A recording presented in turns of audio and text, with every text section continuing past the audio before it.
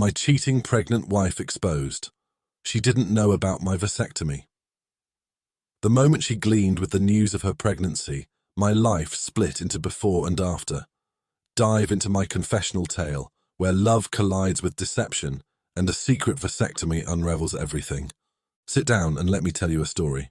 It's one where the canvas of my life was slashed by the truth and the colours bled out to reveal the stark black and white of deceit. This is no mere story. It's an intimate journey through the web of lies that was once my marriage. Let's pull back the curtain together, but be warned. It's a view that can't be unseen.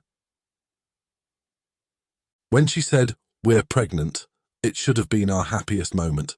But the joy was strangled by the truth. I couldn't have children. In a room where truths are laid bare, I kept mine dressed in shadows.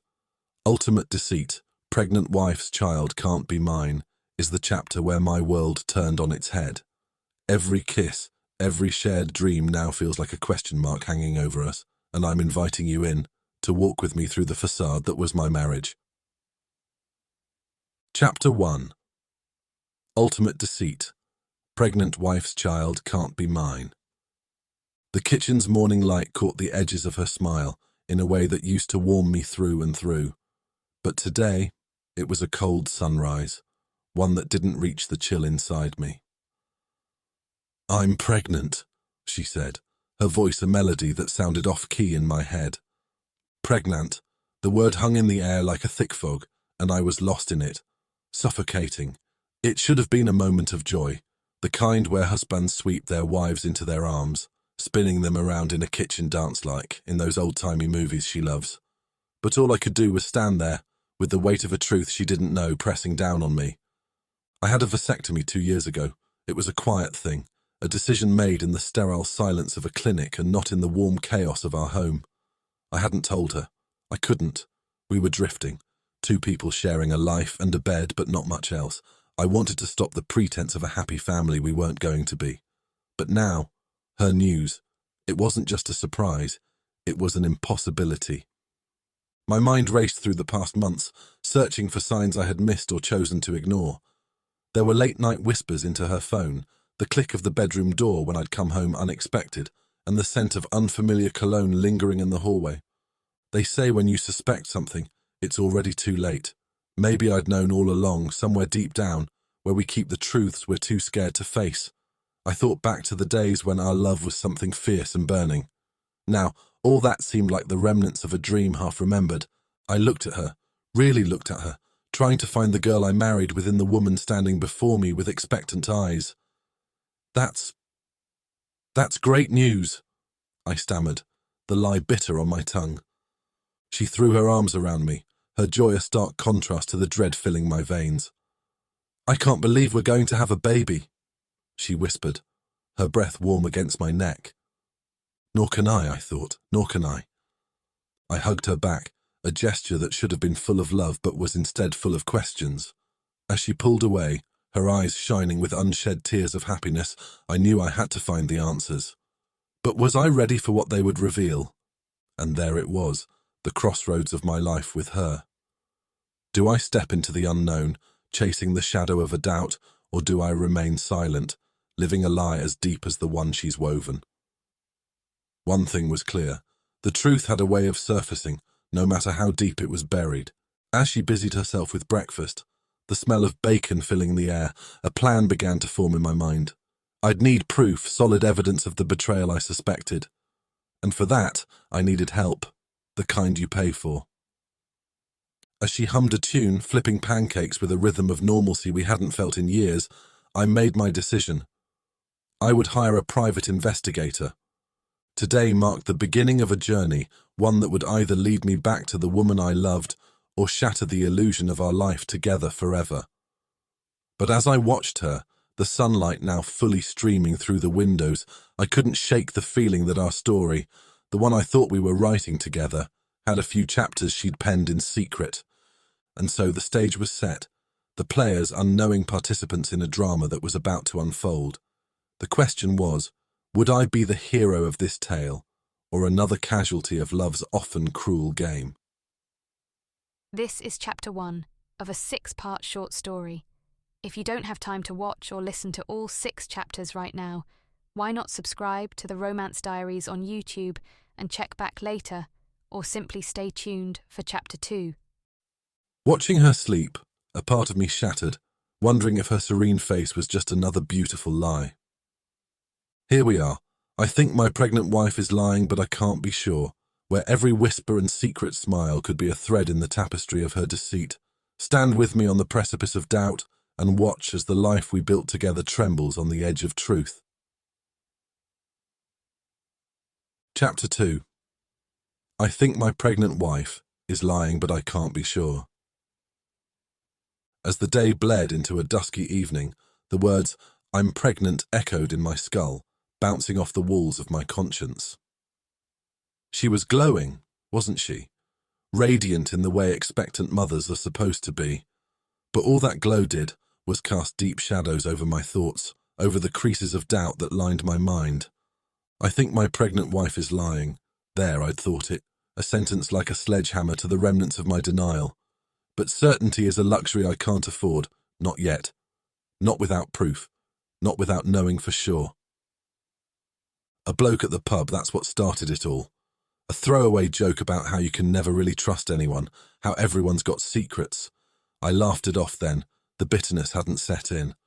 But now, that joke was prophecy, and my life, a punchline. We sat at dinner across from each other, a chasm of unsaid words between us. She talked about baby names, about nurseries, about a future bright and bustling with the laughter of a child. Her enthusiasm was a tide, and I was the shore, eroding beneath it. I nodded, I smiled, but behind that smile my thoughts were a whirlwind. They spiraled back to every moment that didn't add up, every excuse that was a little too convenient, every late night that stretched into the early hours without explanation. The pieces of a puzzle I never wanted to complete. The silence was suffocating, punctuated only by the clink of cutlery and the clock ticking away the seconds. Seconds that stretched into the space where our love should have been, seconds that seemed to know the truth before I did. I watched her carefully, the way her eyes darted to the side when I asked how her day was, the way her laugh seemed to hesitate before it broke the silence. There's a rhythm to lying, a cadence I'd become all too familiar with. Was it the guilt that made her touch me more tenderly that night? Was it remorse that softened her voice when she whispered goodnight? Or was it all just part of the act, a role she'd perfected? Lying in bed, her breathing steady beside me, the world felt like a sinking ship, and I was without a lifeboat. The distance between us was a vast ocean, and I was adrift, alone with my suspicions. Then came the morning with its unforgiving light. I left the house under the pretense of another mundane workday, but instead, I found myself sitting across from a man with eyes as sharp as the truth I sought. A private investigator, a man who trafficked in secrets. His office was a testament to the ugliness of trust broken, walls adorned with photos of infidelity, of lives unraveling.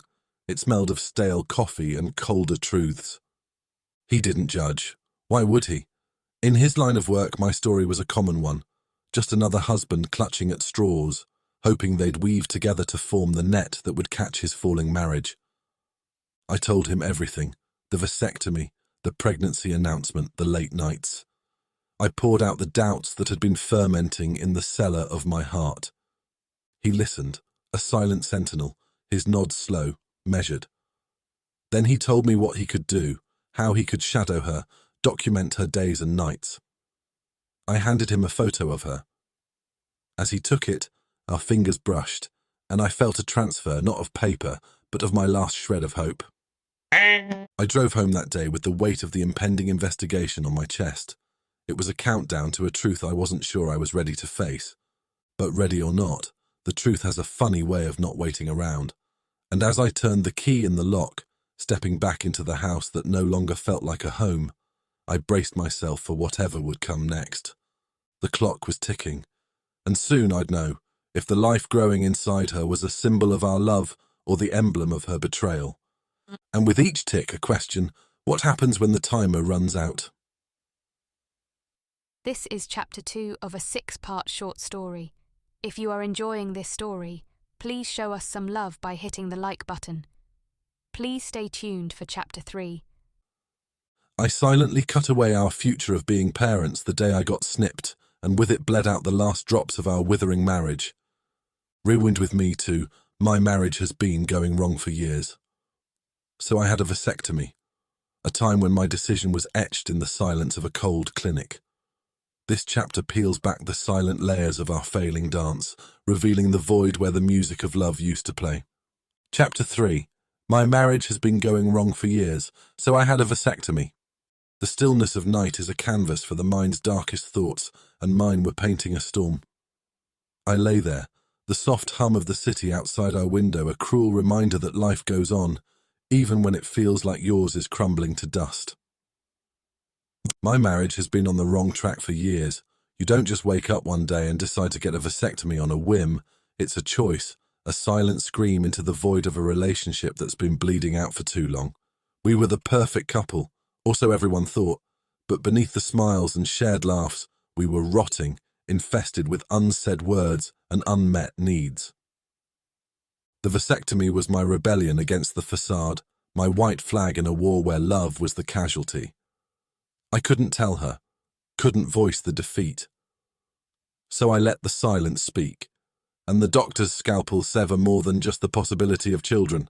It cut away the last thread of hope that we could be saved. I remember sitting in the clinic, the sterile smell, the cold touch of the steel, the distant sound of my heartbeat through the monitor. I'd signed the papers with a name that felt like it belonged to someone else. David, the man who once dreamed of teaching his son to play football or comforting his daughter after a nightmare. That David was gone, and in his place was a man making a choice for a future he could no longer envision with her.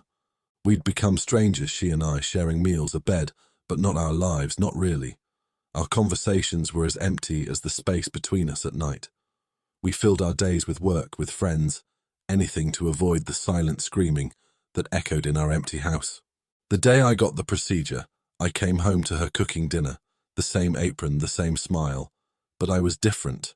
I was a man who had just taken control of the only thing he felt he could. I wanted to tell her, to sit her down and explain that this us wasn't working, that I was suffocating, but the words got lost on the way to my mouth, and so I just nodded when she asked how my day was. Now as I lay beside her, the ghost of that day haunting me, I wondered if she could feel the distance, or if she too was lost in her own sea of regrets. The investigator's card burned a hole in my wallet, a beacon of the inevitable. I'd set things in motion, a catalyst for an end I was both dreading and longing for. I turned to look at her, her chest rising and falling with the peaceful rhythm of sleep. I traced the line of her jaw, the curve of her lips, memorizing the face of the woman I'd loved. The woman I wasn't sure I knew at all anymore. Tomorrow I'd know. The investigator would follow her, and I'd finally see the reality I'd been blind to. Or had I? Was this the proof I needed to finally face the truth, or just the confirmation of the lie I'd been living? As sleep finally claimed me, I drifted off with the haunting thought that I might soon wish to be the man who knew less, who slept with dreams of a future that hadn't been tainted by the bitter taste of betrayal. The dawn was on the horizon, and with it the next chapter of my story, a story that was teetering on the edge of a precipice, ready to fall into the abyss of the unknown. This is Chapter 3 of a 6-part short story. If you would like to experience your own real-life romance, possibly not exactly like this one, please visit our sponsors in the description below. Stay tuned for Chapter 4. I never thought I'd be the man to pay another to follow my wife, but trust had become a luxury I could no longer afford. I couldn't believe it, so I paid a man to follow my pregnant wife, walk down the dark alley of surveillance with me. Every shadow, every secret rendezvous, now documented by a stranger's lens, becomes part of the narrative that might just end us. Chapter 4. I couldn't believe it, so I paid a man to follow my pregnant wife. It was the kind of morning that had no right to be as ordinary as it was, with the birds chirping away like heralds of a day full of hope. Ironic, considering I was setting out to shatter any semblance of the life I had known. The life we had built, with its cracks papered over by smiles and silence, was about to be laid bare. As I walked the city streets, the grey pavements a mirror to the turmoil inside, I felt the weight of the envelope in my pocket. It was a thick wad of cash, more than I'd ever withdrawn in one go, the price of the truth. Or so I hoped. I was buying clarity, though part of me feared the cost would be far more than what I handed over to the private investigator. His office was the same as it had been just days before. Small, too warm, with a buzzing fluorescent light that seemed to flicker in time with my jittery heart. He looked up when I entered, his face giving nothing away. "We've started the surveillance," he said, and those words felt like the first domino in a long line, the first step on a path there was no returning from. I couldn't believe it. Couldn't believe I was here, couldn't believe I was actually doing this. There was a surreal quality to it all, like I was an actor in some cheap daytime drama. But the script was my life, and the stakes couldn't be higher. I nodded, tried to appear nonchalant, as if men like me did this every day. "And?" I pressed, needing him to fill the silence, to stop the spread of doubt that threatened to consume me. He handed me a folder. "We've got preliminary observations. She's sticking to routine mostly, but there are anomalies." His voice was as detached as if he were reading the weather report. Anomalies. The word hung in the air between us. It was a crack in the veneer, the first sign of the rot I'd suspected but hadn't wanted to see. The photos inside the folder were a silent movie of my wife's day. There she was, leaving the house, her face neutral, unreadable. There she was, at the cafe where we used to go on lazy Sunday mornings, her smile now for someone else. And there the anomaly, a figure, male, too close, his hand on her back in a way that spoke of familiarity, of intimacy. My throat tightened as I looked at that image. The private investigator was talking, something about continuing to monitor, to gather more evidence. But his voice was distant, a drone drowned out by the roaring in my ears. My wife, my beautiful lying wife, with her secrets and her smiles that weren't for me. I was the fool, the man who had loved too blindly, trusted too deeply. I left his office with the folder, its contents a weight heavier than lead. I couldn't go to work, couldn't pretend that my world wasn't collapsing, so I walked until the city was a blur and the people just part of the background noise. I couldn't believe it, but at the same time I could. The signs had been there, I just hadn't wanted to read them. But now, there was no escaping the truth that was unfolding before my very eyes. I sat on a park bench, the folder on my lap, a monument to my crumbling marriage. I thought about confronting her, demanding answers, but the thought of hearing her confession, her justification, twisted my stomach. No, I needed more proof, more evidence, something irrefutable. I needed to know everything before I shattered the illusion of our perfect life. The investigator would keep following her, keep watching, and I would wait, trapped in this limbo of knowing and not knowing, until I had everything I needed to finally face the life I thought I knew. The chapter of my life I thought I was writing had been a fiction, and the truth was a story I wasn't sure I was brave enough to read. This is Chapter 4 of a 6-part short story. We would love to know what you think of the story, so please let us have your comments and feedback. Stay tuned for Chapter 5. The words "I had an affair" hit me with the force of a confession that I was never prepared to hear. My wife confessed about her affair, and that our baby might not be mine, is where you'll hear the raw echo of a confession that tore through the fabric of our marriage. It's where the truth cut deeper than any betrayal, and every sob from her was a note in the requiem of our union. Chapter 5. My wife confessed about her affair and that our baby might not be mine. There's a certain quiet in the early hours, a stillness that feels like the world holding its breath. I was awake. The ticking of the kitchen clock a reminder of time passing. Time that had once been a friend but now felt like an enemy, counting down to a moment I both dreaded and yearned for. The private investigator had called. He had news, he said, the final pieces of the puzzle. I knew then that the life I had clung to, the remnants of a love I thought unbreakable, was about to dissolve like mist at the rise of the sun. I sat at our kitchen table, the wood grain familiar under my fingertips. This table, a silent witness to our lives, to breakfasts rushed and dinners lingered, to laughter and to arguments muffled by the walls of our home. And now it would bear witness to the unravelling of my marriage. She came down, her steps light on the stairs, a stark contrast to the heaviness in my chest. She was beautiful, as she had always been, her hair a cascade of soft waves, her skin glowing with the life within her. But now I saw the mask, the delicate veil she had worn that I had never noticed before. "Good morning," she said, her voice a melody that no longer carried the same tune. I looked up, met her eyes, and in them I searched for the woman I had married, but all I could see was the stranger she had become. "Good morning," I replied, the words tasting like ash in my mouth. The investigator's evidence lay hidden, tucked away in the drawer beside me, a serpent in the garden of our supposed Eden. I knew what I had to do, the confrontation that was inevitable, but in that moment, under the soft light of dawn, I hesitated, because once spoken the words could not be taken back, and the life we had would shatter like glass under a boot heel. She noticed my tension, the tightness in my jaw, the lines of worry that furrowed my brow. "Is everything okay?" she asked, a frown creasing her forehead. And there it was, the opening, the first crack in the dam. "We need to talk," I said, my voice steady despite the quake inside. The table became an arena, our breakfast forgotten as the truth clawed its way to the surface. I told her about my doubts, about the investigator. I watched as her face fell, as the colour drained from her cheeks, as the wall she had built crumbled into dust. She confessed. The words tumbled out, a torrent of guilt and secret pain. There was an affair, a mistake, she said, a moment of weakness that had spiraled into something more, something that now grew inside her.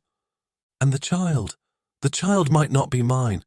The room spun, the ground beneath me shifting like sand. The life I had known, the future I had envisioned, all of it was a mirage that had dissipated before my very eyes. I was numb, the shock a buffer against the piercing stab of betrayal. But beneath that, anger simmered, a slow-burning fire that threatened to consume everything. We sat in silence, the gulf between us wide and gaping. The woman I had loved, the partner I had trusted, had become the architect of my greatest pain. The chapter of our love had ended, not with a period but with a question mark, a lingering uncertainty over what was real and what had been a lie. And as she wept, her sobs a lament for what we had lost, I knew that the path before me was one I would have to walk alone. This is Chapter 5 of a 6-part short story. If you are enjoying this story, why not subscribe to the Romance Diaries, where you can enjoy other stories of love, romance, heartache, revenge, cheating and betrayal, and by clicking on the notification bell at the same time we can let you know every time we bring out a new video. Please stay tuned for the final chapter, Chapter 6. She's left, and now in the echoing silence, I stand, a man hollowed by the secrets that once made us whole. And now the final chapter, she cheated and now I am childless and alone with my vasectomy. It's where I tell you about the aftermath, the silence after the storm, and the journey of a man picking up the pieces of his life, learning to breathe again in the vast emptiness left behind. Chapter 6. She cheated, and now I am childless and alone with my vasectomy. The house was quiet now, the kind of quiet that comes after a storm, when the world is still picking itself up and counting the cost of the chaos. She had left, the space where her presence used to be, now just a void, a hollow reminder of the life that had been pulled out from under me. I sat in the silence, the photos from the investigator spread out before me like the scattered pieces of my past. Her with him, laughing, touching, existing in a world where I was nothing but a ghost. And the child, her child, a question that bore into me, an unanswerable riddle that clawed at my insides. She cheated, and now I am childless and alone with my vasectomy. The finality of that thought was a weight I couldn't lift, a burden that bent my spine and clouded my eyes. The laughter and dreams we had shared, the plans for the future, they were all tainted now, painted in the stark, unforgiving colours of betrayal. I had loved her, had given her the core of me, and she had taken it and twisted it into something unrecognisable. I thought of the vasectomy, the silent statement I had made to a marriage that was already dying. It was supposed to be an end to a chapter, a way to stop the pretense that we could bring a child into a broken home, but now it was a different end, a full stop to the family I would never have. The night stretched out before me, an expanse of solitude that I had once thought I wanted. But the truth is, solitude is only peaceful when it's a choice, not when it's the remnants of your life after it's been stripped bare. I wandered through the house, each room echoing with the ghosts of laughter, of arguments, of whispered confessions in the dark. Our bedroom, once a sanctuary, now felt like a mausoleum, the bed an altar where my trust had been sacrificed. I'd been a fool, but even fools must face the dawn of a life unknown, of a path untravelled, the dawn of a man reborn from the ashes of his naivety. In the end, it was not just a story of infidelity or the crushing blow of a child that might not be mine. It was a story of awakening, of seeing the world not as we wish it to be, but as it is. The door closed softly behind her, and I was alone, truly alone. But in that solitude, I found a flicker of something I hadn't felt in years. Hope. Not for us, not anymore, but for myself. For the man who would rise from this, who would learn to live again, to trust again, maybe. The book of my marriage had closed, the final chapter written in tears and pain. But as I looked out of the window, the first light of the new day breaking across the sky, I understood that this was not the end of my story. It was a new beginning, a chance to find a different kind of love, the kind of love that starts within. The sun rose and so did I.